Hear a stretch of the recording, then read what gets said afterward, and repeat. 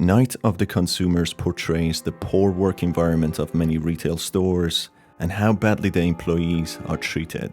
In this over-exaggerated depiction of the subject matter, the protagonist discovers sinister hidden secrets that the store holds within, with a psychopathic manager who cannot be addressed as anything lower than the manager. Hi folks, I'm R, your narrator. You can follow me on Twitter where you can catch up and also send me game suggestions. This video will contain spoilers about the game. With that in mind, let's begin.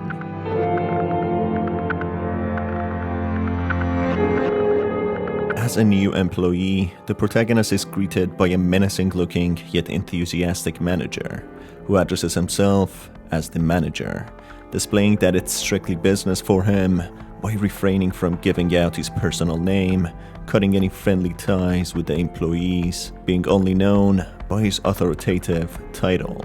He explains that he's got a reputation to uphold in front of the other managers and that his store is the best in town. In a sinister tone, he explains that if any of his loyal customers become unsatisfied, he will surely hear about it, which acts as an early warning. He then instructs the protagonist to meet with Jimmy, another loyal employee who can show the protagonist around and help him with his duties. As the protagonist leaves his backpack in a locker, he witnesses a horrified Jimmy rush into the staff room, running from the zombified customers, who pukes in shock and explains that he cannot take the pressure of working here anymore. He informs the protagonist that the shelves need to be stacked before they close. Meanwhile, the customers need to be assisted, otherwise the manager would become very unhappy. He hands over a note and leaves quickly, presumably quitting his job. The note displays how he didn't approve of Lester, an employee of the month whom he described as the manager's pet. The note also provides hints of how to survive this hell of a retail store. The posters in the staff room entail how the store has been rated the highest for hygiene, despite the earlier display of Jimmy, which explains that the store is as hygienic as far as the customers can see. Another poster entails how Lester is the employee of the month, with another one not far from it, depicting that he's been missing. As the protagonist proceeds to the shop floor and starts stacking boxes of items in the empty shelves, horrific customers rush towards him, constantly asking him where to find certain items. Helping customers can be time-consuming and prevent the protagonist filling the shelves before the closure, ultimately making the manager unhappy, something that the protagonist has been warned to be careful about. As the protagonist starts filling out the shelves, he witnesses a mysterious crack in a wall in a staff room. His curiosity takes over him, making him investigate what could be behind. He picks up a box and repeatedly throws it at the weak wall, causing it to crumble. Behind the wall exists a hidden compartment where the protagonist witnesses in shock the remains of an unknown person.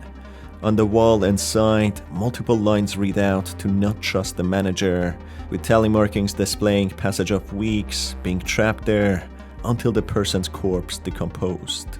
Terrified to this finding, the protagonist becomes concerned with what the manager would do to him if he fails to complete his tasks. The protagonist, under severe pressure, multitasks, filling up the empty shelves and assisting the customers, all while watching the clock to make sure he completes his tasks before the store closes.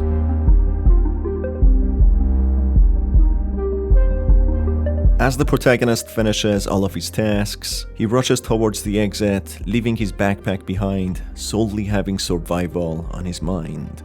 To his dismay, he finds the manager awaiting him in front of the exit doors. The manager informs him that he's quite impressed with the protagonist, and due to his ability, he's willing to grant him the honor of being the nominee to become the employee of the month. His monologue becomes more sinister as he continues that he will invite all of the other managers and show them what a remarkable specimen the protagonist is. He further explains how the protagonist reminds him of another great worker who used to work here, until he suddenly decided not to show up for work. The manager then orders the protagonist to be back in the store the day after at 6 a.m. sharp. According to the protagonist's findings in the enclosed room, the remains of the unknown person are heavily hinted out to be of Lester's, the employee of the month whom the manager bragged about. He mentions that he suddenly stopped showing up for work, which could indicate that Lester, just like Jimmy, possibly reached his breaking point and decided to quit. However, he didn't realize that it wasn't up to him, and to keep Lester in the store, he locked him for several weeks in a walled-up compartment, which ultimately led to his demise.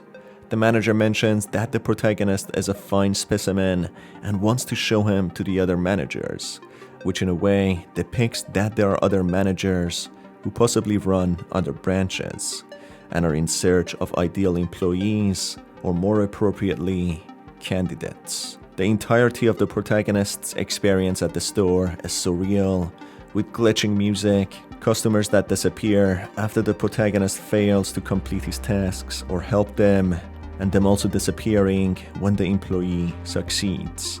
It seems as if the people in authority, or the managers as they like to call themselves, run an elaborate sick game where they expose their test subjects to challenging scenarios to pick the best from them, nominating them to get considered for Employee of the Month. Many hints throughout the game shows cracks in the reality, with items such as the buckets of paint having one reading pain, and other items informing the protagonist that he's stuck and should kill.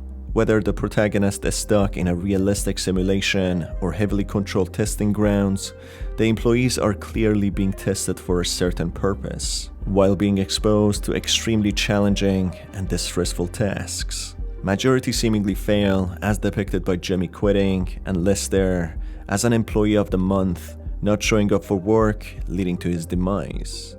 Arguably, when the protagonist fails to fulfill his tasks and ends up getting fired, could possibly be his only redemption. That's when the manager decides to get rid of him rather than keeping him. But that's up to debate, as the fate of failed candidates is unclear, as they might be just simply disposed of. The entire ordeal that the protagonist is presented with also shares close resemblance to real-life working environment in many retail stores. In an exaggerated tone, the retail store in Night of the Consumers depicts how badly the employees are treated while getting bare minimum living wages. They are put under immense pressure to complete certain tasks in short periods of time while being under heavy observation of the manager. The manager is portrayed as a villainous entity who cuts any human ties with his employees, avoiding to share his personal name, treating his employees strictly in a business manner. He cares about his loyal customers, and despite the absurd nature of their complaints that the employees fail to find their items within seconds, he always sides with them and does not hesitate to fire the easily replaceable employees. Towards the end, the ridiculous award of being the Employee of the Month is highly glorified, while in fact, the employee does not get any better treatment or raise. Instead, they become more overworked and more responsibility becomes expected from them. This charade only seems to benefit the manager, who uses the employees to advance his position as the manager amongst the many others who intend to do the same. If you enjoyed this video, you can watch more by clicking on the cards on the screen, and you can also stay tuned for the latest videos by hitting the subscribe button and the notification bell. It's been your host Star, and as always, have a fantastic day.